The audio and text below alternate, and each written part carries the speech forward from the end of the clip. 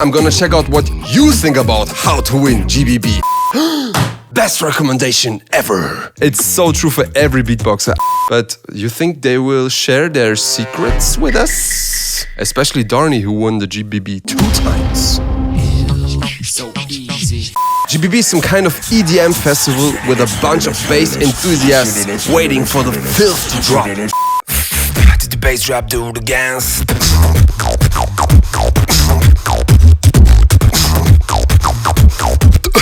Do the game. Hey yo, what's up my current featured beatboxers? Welcome back to another analysis video with your boy Madox, aka Man of Culture. Stop that. This video is a really special one because I will analyze how to win GBB 21.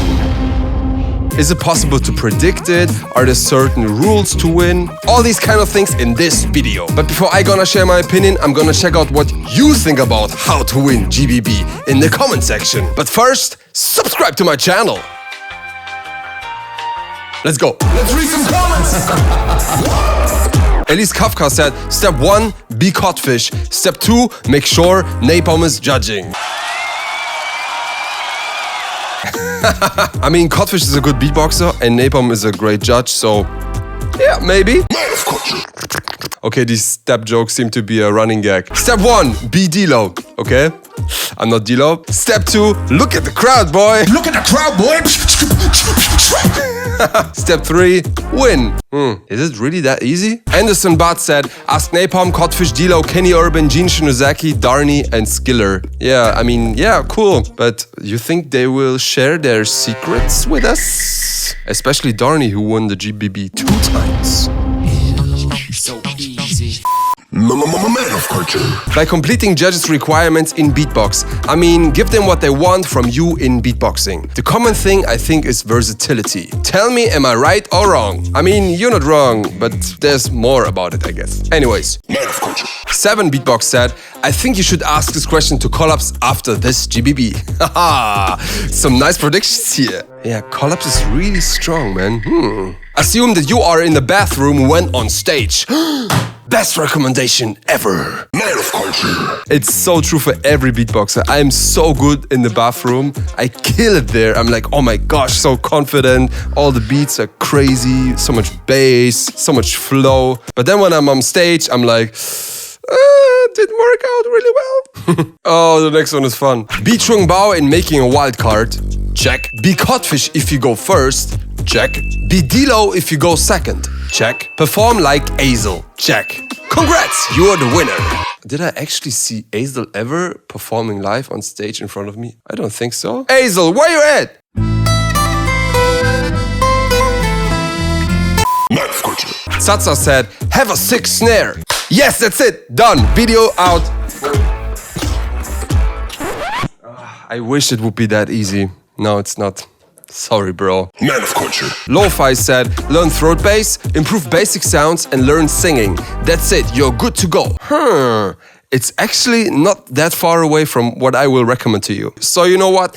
Let's get into the analysis. Let me analyze that. Alright, so let's start with the most obvious point. The bass.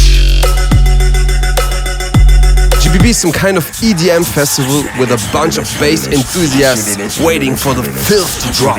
But then it's not a DJ playing, but a solo artist on stage with just one microphone. If you're not a beatboxer, that sounds ridiculous, right? But that's basically GBB in a nutshell. Well, okay, let's admit that we all love bass. No matter if it's melodic basses like Codfish did. He's an old maid firebender. Got fingers in the air. Or filthy inward bass sounds like D-Lo did.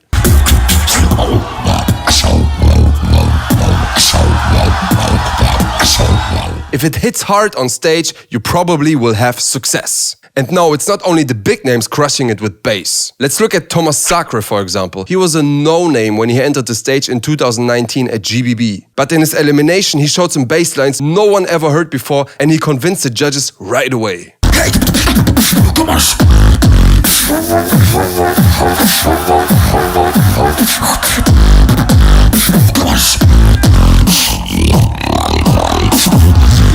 So dope. Oh, fire! Also, when you look at Codfish in 2019, who was already well known for a really dope throat bass, he convinced the judges with a new kind of lip roll. I mean, we already had Napom with sick lip rolls, but this one was a really special one. No one ever heard this before, and oh my gosh, pretty much everyone agreed on that this was the filthiest drop of the whole event.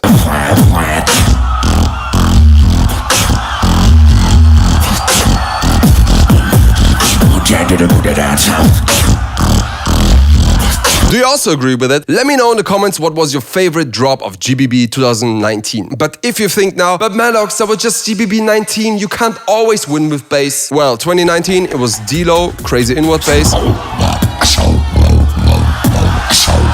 2018 it was Codfish, crazy throat bass. GBB 17 we had Napom with insane lip rolls. GBB 16 it was Kenny Urban, who also has a really clean throat bass.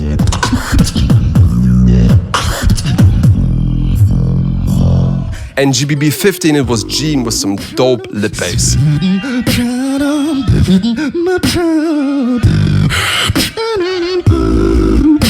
Do I need to go on? Sorry, Darnie. Yes, I know you won also. So easy.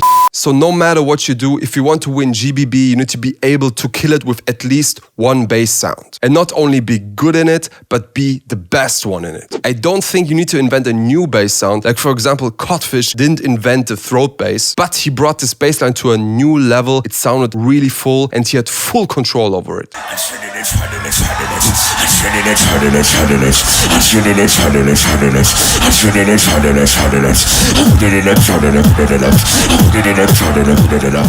if you want to win GBB, step 1, be the best in at least one bass sound. The next topic is really close to bass, it's power.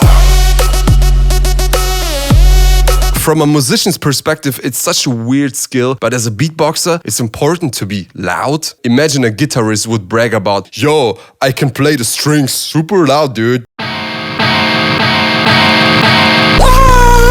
But okay, it's not only about the volume, it's also about the clarity and the balance. You can't just go full power into the microphone, because then it will sound horrible. You need to take care of a well-balanced mix. Especially the main drum sounds, the kick and the snare are really important. I think the first beatboxer who showed how important a kick is was Barbely. When he entered the stage, he could just do a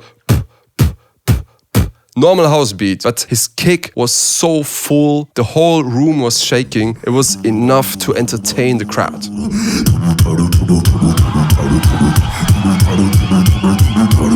Same goes for 2H. He didn't only have a really full kick, but also his snares are really juicy. He was also the first beatboxer who could do a kick and a snare at the same time. I mean, it's not really layering kick and snare, but for the crowd it sounded like he kept on doing the kick and was putting a snare on top of it. 3, 2, 1, 3, 2, 1.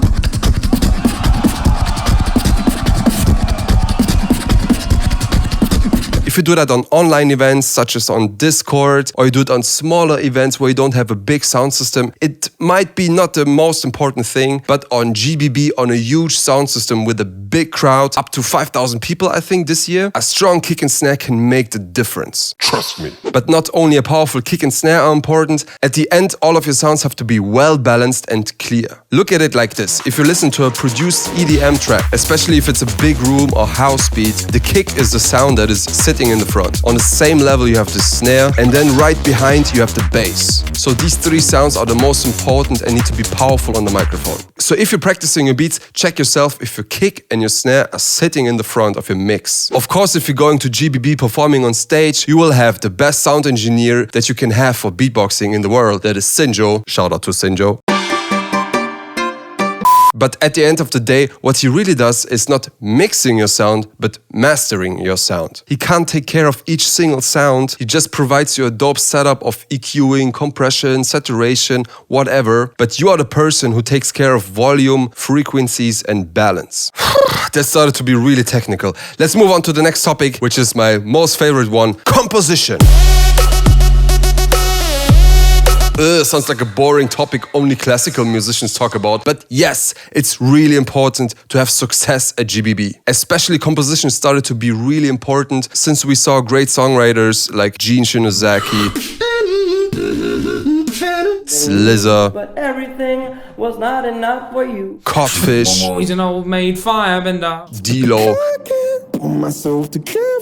and countless other beatboxers. In the past, it was possible to get away with some freestyles in your rounds, but nowadays you have to compose your rounds. Yes, you can have some freedom to freestyle, but most of your round needs to be planned. So for GBB, I think the following 3 points are the most important for your composition. First is great lyrical parts. Second is recognizable melodies. And point 3 is full sounding drops. Especially about singing, some beatboxers would say, but Madox, it's beatboxing, it's not a singing competition. To these people I have to say, sorry bro, go back to the 90s when the beatboxer was just a cheap replacement for a drum machine to support rappers. Since beatboxers at GBB are also solo artists, they need to take care of lyrical parts. As all solo beatboxers are also musicians, they somehow have to follow the rules of popular music. And as you probably know, most popular music contains lyrics. Yes, of course, there's also instrumental music, but the chances to reach a big audience is always way higher if your music contains lyrics. Whoa, Black Betty, bam ba dam. Whoa, Black Betty, bam ba dam. Black Betty had a child, bam ba dam. The damn thing go wild, bam ba dam. Said I'm more than my mind, bam ba dam. And since we are already using our voice to create beats, why ignoring such a big topic? It also really doesn't matter if it's hip hop, EDM, rock, or whatever you want to take. In every genre, you will have more success with lyrics. Trust me. So if you want to win GBB, put as much energy into your lyrical parts as you would do into your instrumental parts. All winners from the past years had it. Codfish, D-Lo, Gene, Kenny Urban, even Napom. And trust me, when Napom will come back this year, he will have some new lyrics too and improved his lyrical parts. But not only them had an advantage because of great lyrics. Look also at Thomas Sacre, for example. He's a great singer.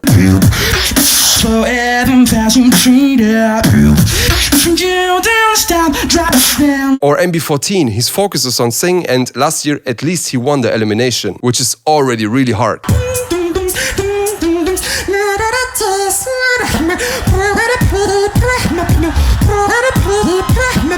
So make your lyrics catchy and recognizable. If the crowd can sing along, you know you're doing it right. By the way, the same goes for melodies. If you make them really catchy, people will remember the melodies for days, even weeks.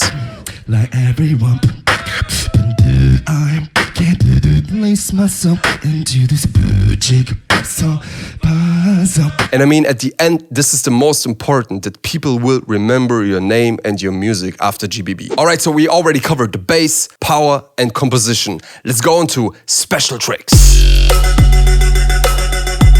Yep, that's what nerdy beatboxers talk about most of the times, and yes, it has a big influence. Maybe not as big as the previous ones, but especially if you meet someone that is on eye level with you, this can be the big difference to make you win. Special tricks can be crazy patterns for transitions, unexpected sounds,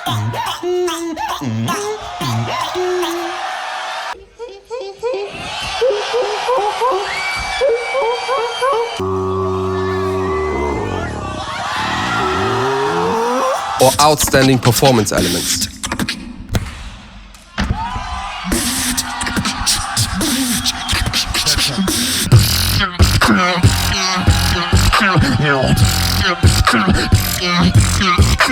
Basically anything that makes the crowd go wow. But guys, be careful with this. Special tricks should be treated like a joker. Use them wisely to bring more color to your composition, but don't spam it. The worst thing that can happen on stage is seeing you struggling with your beats because it's way too complex. You will never hit that point where the crowd will dance to your beats, and you will miss the opportunity to build an emotional connection to the crowd. Especially Codfish is a master in building emotional connections to the crowd. Oh, oh, tonight we make history.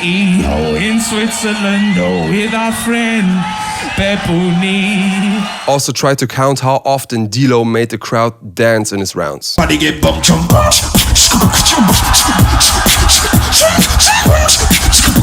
Especially Dilo seems to be the most complex beatboxer, but if you look at his rounds, most of his beats are really simple beats, and just for the transition parts or the outros, he uses fast beats or crazy sounds. Also, Thomas Sacre is a good example for this. He most of the time focuses on simple beats with just kick, snare, and a dope bass line. Yes, of course, his basses are really complex to do, but as soon as you hit this point where you can execute your bass really well, you can focus on making your beats danceable, and that's really important. Cinema.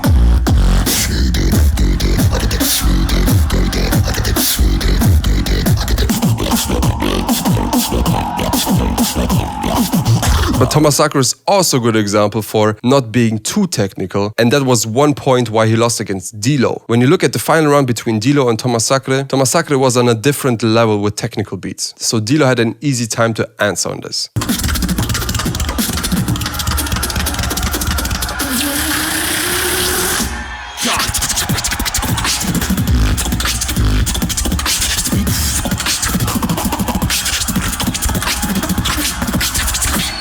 So this is where special tricks play a big role.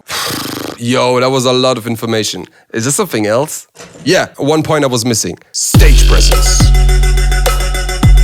Dilo has it, Codfish has it, Thomas Sacre is crazy with it, as well as Napom. The ability to control the crowd with just your physical dominance. It's a battle, so look at me. Most new school beatboxers with just a little stage experience are really lacking in it, and even big beatboxers sometimes are ignoring it. Yes, stage presence is really important. Moving on stage will influence how the crowd will see you as an artist. Put your hands in the air like this.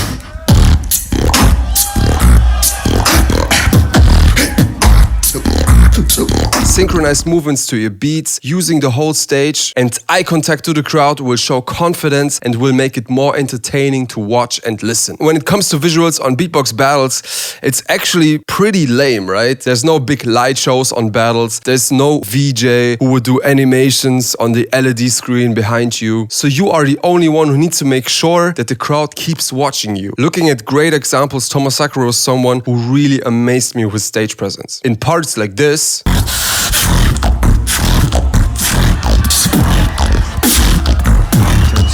he pretty much sold the beat by just looking obsessed, like if a ghost was entering his body. Also, when you make breaks, you still need to keep this presence, to keep the attention on you. Stage presence can also help you to get away with mistakes. If you keep your confidence on stage, although you made a mistake or something didn't work out well, most probably the audience won't even recognize the mistake.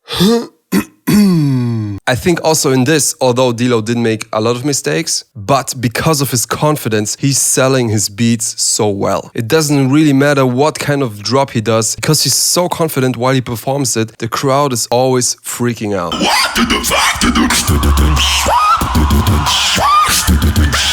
So treat yourself on stage like if you're the best performing artist ever. It might sound kind of narcissistic, but that's really the only way to keep your confidence on stage. By the way, this is nothing I made up. That's something Alexinho actually told me. Whenever he goes on stage, he convinces himself that he is the best beatboxer on this planet.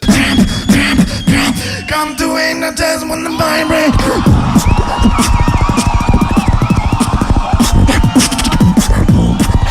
And I mean, of course, now it's easier for him because he's world champion.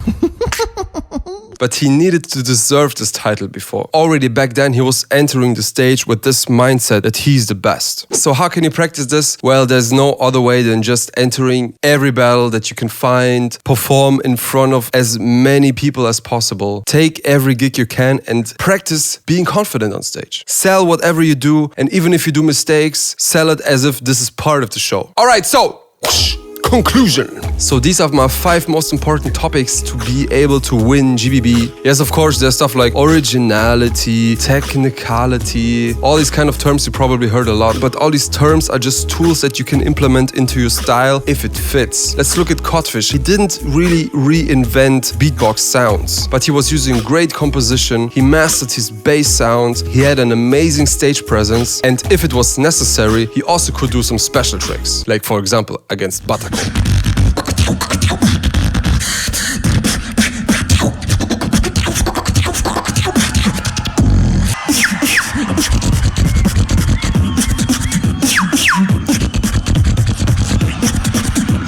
At the end, because he was mastering all these topics I told you, he even could beat D-Lo, although D-Lo might be the more original beatboxer. If you remember my analysis on D-Lo vs Codfish, which you can find here, you know that for me the biggest problem of D-Lo was the execution of his vocals. He was performing a lot of lyrical parts as well as Codfish, but Codfish back then was a way better singer. So even though D-Lo was using more technical beats and more original sounds, he still lost. Same kinda goes for Napom. He came into the scene with lip rolls that already existed back then. Ball Z was dominating with lip rolls, and he was kind of the inventor of like inward sub-bass lip rolls.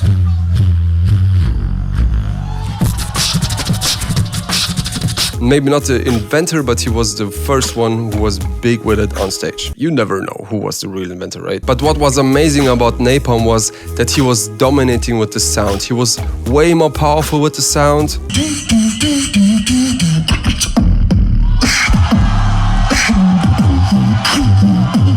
He was really dynamic with it, and he was able to integrate it into really amazing compositions. You can roll like this, like.